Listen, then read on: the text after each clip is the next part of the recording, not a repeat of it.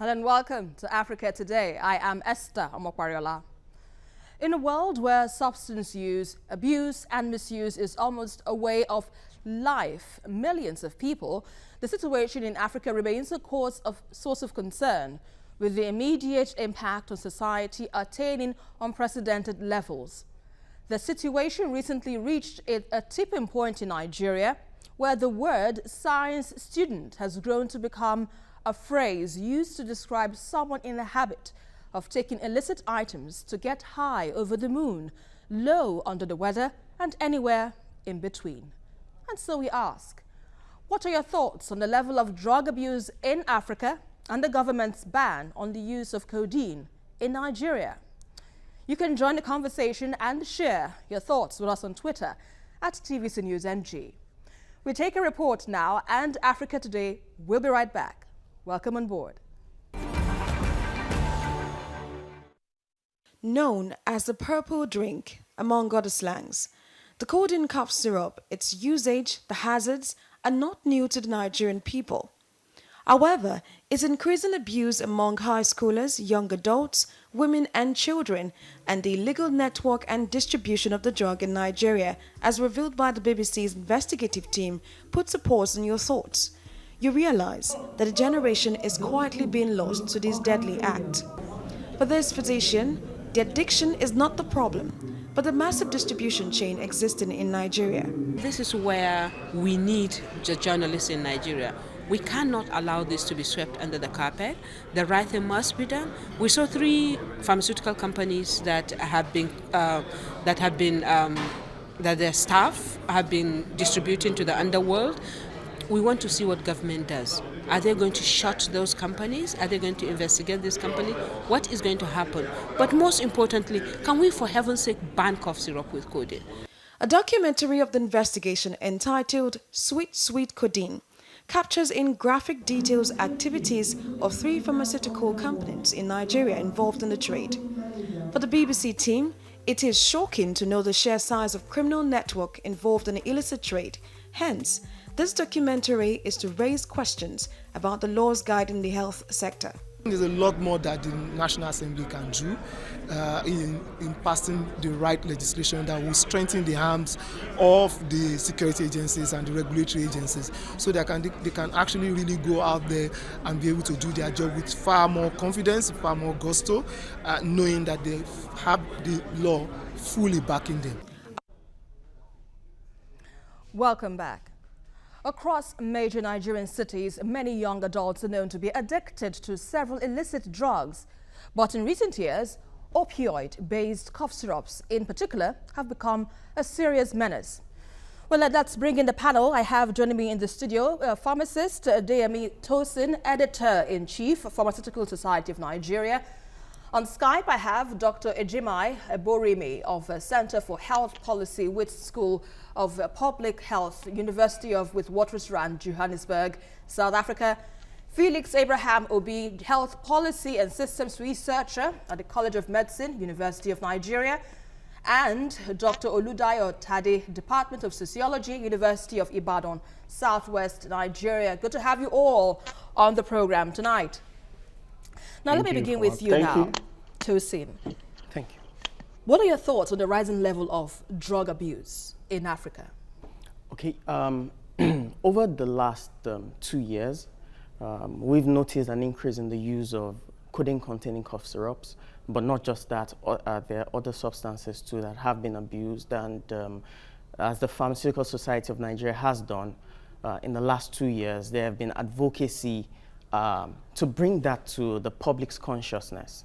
So activities have been taken, one, to educate the public, and secondly, to also get the regulators to work more efficiently. Right. So, for example, in 2016, there were visits to the House of Representatives. The PSN president met with the Speaker of the House of Representatives. That's in Nigeria. In Nigeria.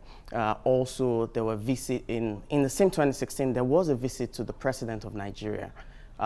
Subsequently, in 2017, in October, the president of PSN and a team and a delegate of pharmacists visited the Senate president, following which we had a public, a public hearing on the floor, leading to... So in other words, they've been working towards ensuring that drug abuse is contained in Nigeria, more or less. Absolutely. But in other parts of Africa, Dr. Jimai, what do you really say is responsible for the rising cases of drug abuse?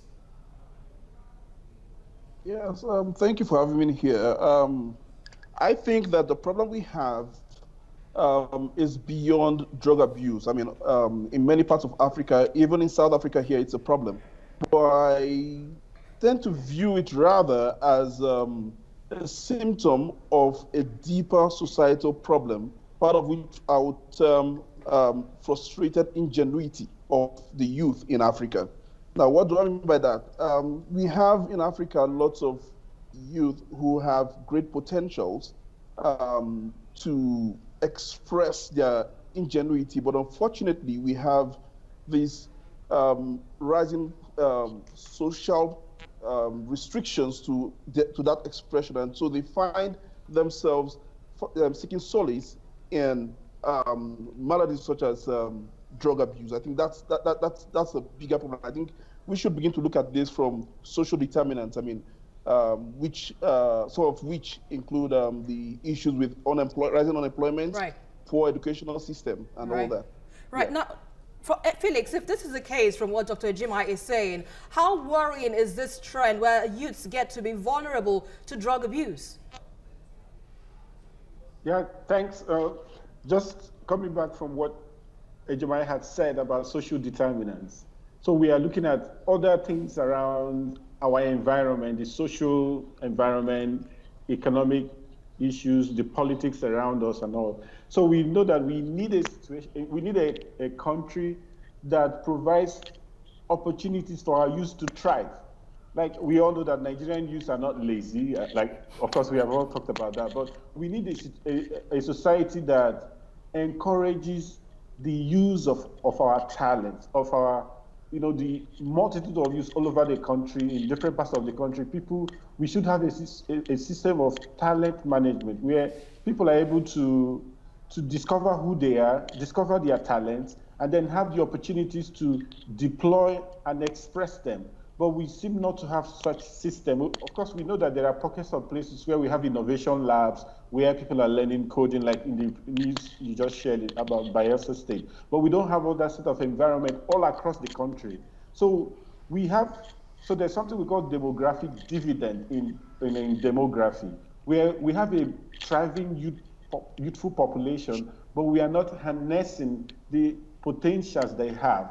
So until we get to do that, we might not be able to resolve this problem of drug misuse and abuse. So people, if they don't have the opportunities to develop themselves, build their skills, acquire the right kind of skills they need to compete in this very competitive 21st century. Obviously, people who find other avenues, find some things to do, with their, what we call like their idle moments. And it's easier for people to go into using of substances, abusing them and all. All right, I'll come back to that, yeah. Let's quickly bring in Dr. Tade now. Dr. Tade, the recent report by the BBC, on the codeine substance, the illegal use of codeine substance, led to the federal government banning it altogether. But what are your thoughts on the ban? Do you think that was the best option? It was just reactive, not a proactive measure, and we're used to doing that. People have raised alarms not 2-3 years back about consumption of some of these substances and abuse of it. If you go to clubs, if you go to social gatherings, you see youths who are taking this.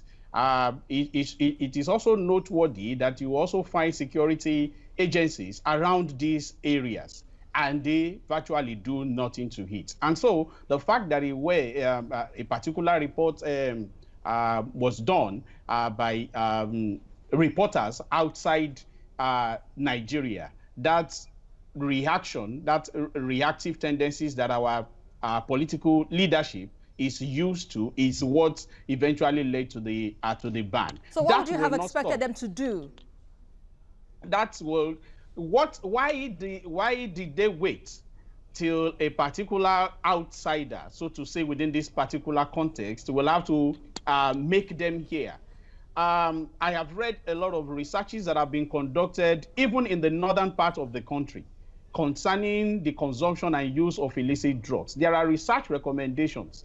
None of our highly placed political office holders would pick some of these reports, which are on the internet. If you Google it, you will see a lot of researches that have been done by researchers in Nigeria concerning consumption of this, not only in the northern part of Nigeria, also in the southern part of Nigeria. But policies are not evidence-driven in Nigeria. They prefer to import or copy from other clients. And when they import, they also apply it wrongly because they were not part of the process that led to the formulation of such policies. And so we need to be attentive to our own problems and to join, to align my thoughts with my other panelists. It is a function of disarticulated youth. All right, let's hold your thought for now. We need to go on a very quick break. You're watching Africa Today, and we've been looking at the level of drug abuse in Africa and the government's ban on codeine use in Nigeria.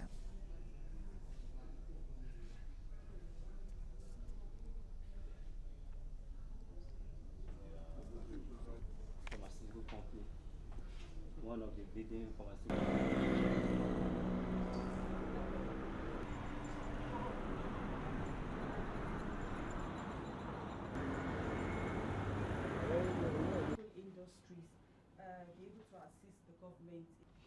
we assist government in the area of drug. Welcome back. With codeine largely prohibited over-the-counter, statistics show that around 3 million bottles of syrup are consumed daily in the 2 northern states of Nigeria alone. Now, the Nigerian government has now placed a ban on its production and distribution nationwide. Now, Tosin, in this report that was released by the BBC talking about the abuse of the codeine substances, one would have said this is not the first time we get to hear or see such of a report. We've seen that in local news channels, even in newspapers and all of that. Suddenly, the government decides to wake up and take this action. From what Dr. Tyre is saying, it is more of a reaction than the action itself that should have been taken right from the start. But what should have been the government's approach in handling drug abuse? Okay, so let me quickly speak to the point of the ban. The ban is on importation, distribution, manufacture of cough syrups containing codeine, not on the substance codeine itself. Right. Because beyond the cough, beyond its use in cough medicines, it's used in managing pain too. Yeah. Now, speaking to the issue at hand, the government has 2 tools in its hand, which is to stem supply and also to step up education. So these are 2 things it could have done, using the regulators, NAFDAC, NDLEA, to ensure that there is not the volume being produced is being channeled through the proper instrument, which is the National Drug Distribution Guideline. Now, that guideline was put together in 2003 by stakeholders in the sector. Since 2003, that guideline has not seen the light of day. Since 2003. Now, what was the guideline stated? The guideline is supposed to guide the manner and channels through which medicines are handled in the country. Right. So it's supposed to guide who supplies raw materials, imported products, who handles them during the distribution phase, who is also handling them, I mean from the manufacturing and onwards to distribution phase. There is also an information technology backbone, which is supposed to help ensure that the regulator is able to audit the processes appropriately. Right. Ensure that no product is produced and not accounted for in usage or destruction. Okay? Now, that has not been implemented. If our government was actually serious about the health of the public, wouldn't they have implemented that? Well, that's another question for them altogether. Let's quickly bring in Dr. Dr. Ejimai now. Dr. Ejimai, in areas that are flooded with drug abuse now, I understand you're in South Africa, but indeed there are youth that are prone to drug abuse. How do you think the government over there can manage or help the young ones now fight drug abuse and, live normal again? Yes, I think that there should be a more holistic approach. There should be what I would call a demand-side approach and a supply-side approach. And the previous speaker has talked a lot about the supply-side approach. But on the demand side, I think sensitization needs to come up. But beyond that, I think government should go ahead to see how it can, deal with the issues of unemployment, the issues of people getting frustrated within their country, because this is part of a whole larger problem. We have had in the recent past increased rate of suicides. We've had increased rates of people taking the risk of illegal migration through the desert and going into slavery. And those who cannot go remain within and look for solace in drug abuse. So I think there is a whole larger problem we need to deal with. We need to deal with these issues. Government needs to take a holistic approach, which is beyond just the Ministry of Health.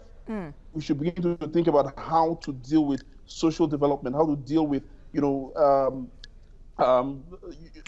social issues, right, and this social frustration which is strong in the society. All right, Felix, let me quickly come to you now. From what the report also clearly indicated, most rehabilitation centers for the drug addicts were in deplorable conditions, and we're talking about treatment. We're talking about helping these ones that have gone through hard times get themselves back on their feet. Now in those centers where they have, little or no care, how can we help young adults who have been exposed to drug abuse?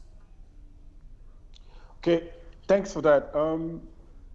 I would go back to what I call policy approach, where we need to have behavioral policies, or what we call behavioral health policies, that we can implement to help people who have problems. But the other bit I want to actually focus on is that, first of all, it might be good for us to review our mental health system, like the system for providing mental health care to our citizens.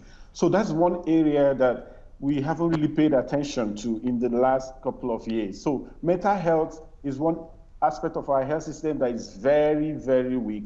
So we have to revisit that aspect. For instance, we have very few experts who specialize in mental health. We have probably a little over 100, maybe about 150 psychiatrists in Nigeria against our, so that's about, we have one psychiatrist per 1 million Nigerians. And then we have, in terms of mental health nurses, clinical psychologists, and other social behavioral scientists, we have very few people. So why we, for instance, we ban policy, that's the regulatory aspects of managing this. But for people who already have problems, we don't have as much facilities in place to manage them. So I know that a lot of NGOs are running rehabilitation services and all, but we need to have, I know we have a mental health policy that was adopted by the National Council on Health. I think it was in 2013. I think we need to go back and ensure that that mental health policy is being implemented. What about a public-private partnership? Do you think that might work as well? Yeah, that's what I was actually alluding to, that most of these drug rehabilitation centers, like in Lagos, I know people who have worked in that area, that it has been more private sector. Of course, they collaborate with government, but as it is now, I think we are in a very critical stage now that there is a lot of attention on this, that the government and the private sector need to strategically align together to start solving these problems. And beyond that, we also need to have guidelines for managing and supporting people who already are addicted. So we don't have that sort of system. For instance, in England, you have what they call NICE, National Institute for Clinical Care and all that, right, for excellence. They normally produce guidelines on how to manage different types of disease. For instance, for mental health issues, for drug abuse and all, they have strategies that are to be used at the community level, at, you know, for care users. They tell you what you need to do to handle those who have who are suffering or grappling with drug abuse, and even the individual. There's something we call self-efficacy, where the person can come to a point where they can handle themselves. There is actually a program for managing and supporting people who have drug abuse. All right, now, Dr. Dyer, from what Felix just pointed out, a whole lot needs to be done if we're to fight drug abuse. But aside from this illicit drug abuse, we have other means, other items that are not medicinal. You have pawpaw leaves, you have petrol, and you have the pit latrine, something that is unthinkable. How can we be able to, you know, deal or check against abuse of this kind that are also harmful altogether? We are products of our social learning. Social learning in the sense that the context in which deviant behavior takes place is very critical. We need to understand different contexts. The same kind of drugs that are abused in the northern part are not necessarily in the same quantity are the ones that are also abused in the same quantity in the southern part of the country. And so I think we need to also get that sorted out. In other words, we also need to characterize those individuals that are involved in it. But how do they come about understanding the use, the negative uses into which these substances, these elements can be subjected to? It also has to do with the kind of information we get on the social media. It has to do with the kind of things that we consume. The media also has a role to play in some of this. The kind of things that we hear on here and people, youths are exposed to and they watch. And so they learn. There is that aspect of media consumption and then what is portrayed in terms of making criminals to get high. And then I'm afraid, because of the period that we are in, we are going to lose so much because we have youths that are drifting. And if they are drifting from the normative ways of behaving in the society, then in those areas, you have people who would be used by Boko Haram, who can be recruited. You now have issues of herdsmen. And so if you can buy some of those substances for these youths who are already alienated. All right, point taken, Dr. Dyer. I know I have to interrupt you here, but let's quickly look at another attention now regarding pharmacists who are meant to help save lives, but instead are caught in the web of distributing the substances to those who want to sell illegally to the younger generation who do not know what they do to themselves. Now, you represent the Pharmaceutical Society of Nigeria. Yes, sir. What is your organization or your body doing to, you know, help correct this kind of practice where anyone can go into the pharmaceutical store, get a drug over the counter, nothing, no question asked about whether the drug you want to get is prescribed or not? How do you help to check against such systems like this? Okay, so the Pharmaceutical Society of Nigeria was really shocked at the behavior of a few pharmacists, you know, shown in the documentary. And one of the things that we've always done is to also work together with the regulators to ensure there is much better efficiency. They're able to do their work. For example, there's supposed to be pharmaceutical inspection committees by the regulator who's overseeing the practice of pharmacy. Now, the PSN at the state levels also collaborates with these to help. For example, recently the NAFDAC DG mentioned that the inspection committees do not have the requisite cars, don't get funded appropriately to do their work. Right. Similar with the Pharmacists Council of Nigeria, which is charged with overseeing the practice itself. The NAFDAC oversees the product, PCN oversees the practice, the professionals themselves. Yeah. So they face the same shortage of funds to carry out their duties. So who is supposed to help fund the Pharmaceutical Society? So it's the federal government that funds the Pharmacists Council of Nigeria. Right. Now, the Pharmaceutical Society of Nigeria is an association. Now, what we do is we understand that the public face of the pharmacy of the pharmacist, as it were, would also be impacted by whatever happens in the society. So we've also worked with the regulator to ensure that they're doing what they should be doing appropriately. So one of the things that you should note is, for example, when pharmacists are caught doing something illegal or unethical, there should be a disciplinary process, right? All right. Now, the governing council of the Pharmacists Council of Nigeria has not been constituted by the current government since they came into government, right? Now, we've also been making advocacy push to ensure that these councils are properly installed. Right. For example, there's supposed to be an investigatory panel, which is formed by the council. There's also supposed to be a tribunal which should sit on the reports from the investigative panel. And how long does this take? Because some would say, oh, it's Nigeria, anything can go anyhow, and you know,